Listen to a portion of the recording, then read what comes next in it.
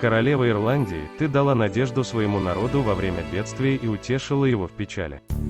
Ты вдохновил бесчисленных паломников с уверенностью молиться твоему божественному Сыну.